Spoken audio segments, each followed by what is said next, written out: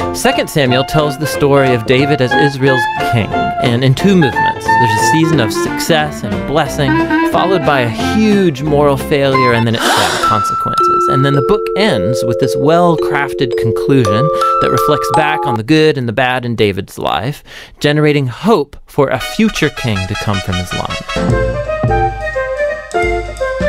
All of the Israelite tribes, they come to David and then they ask him to unify all the tribes as their king.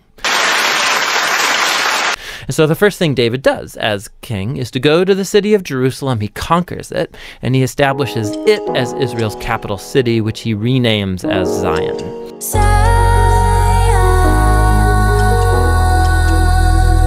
And then in 2 Samuel 7, he tells God, he thinks that God's presence should also get a permanent house. You are absolutely right. God says to David, thank you for that thought, but actually I'm going to build you a house, a dynasty. Because God here makes a promise to David that from his royal line will come a future king who's going to build God's temple here on earth and set up an eternal kingdom. The future messianic kingdom will be how God brings his blessing to all of the nations. Jesus, you have turned my life around. I'm a living testimony. In the midst of all this divine blessing, that things go horribly wrong. So from his rooftop, David sees Uriah's wife, Bathsheba, bathing. David finds her, he sleeps with her, gets her pregnant.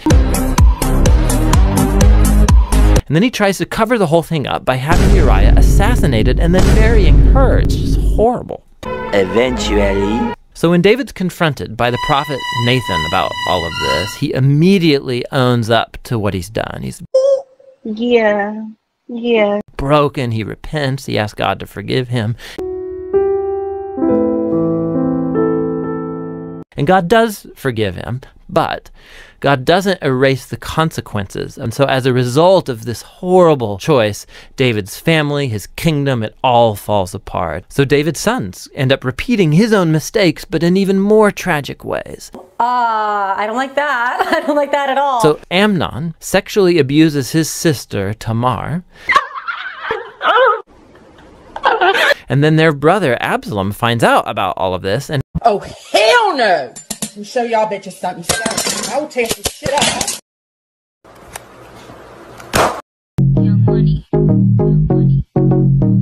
And Absalom goes and he hatches the secret plan to oust his father David from power.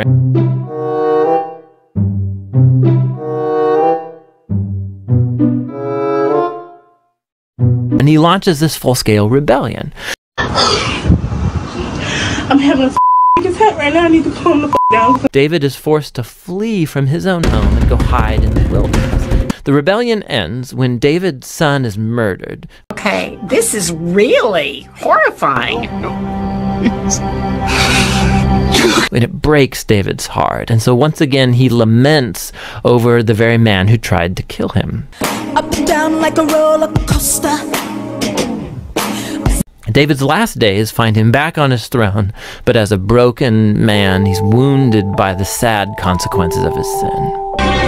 Find me a church. I've done everything everybody else wants to do. Find me a church to go to. I need peace in my heart. I need it now.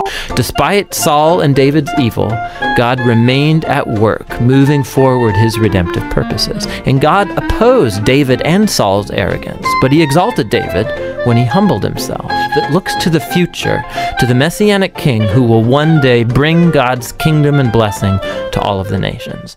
Got collectors, welcome to the club. We've been washed clean, rub it up.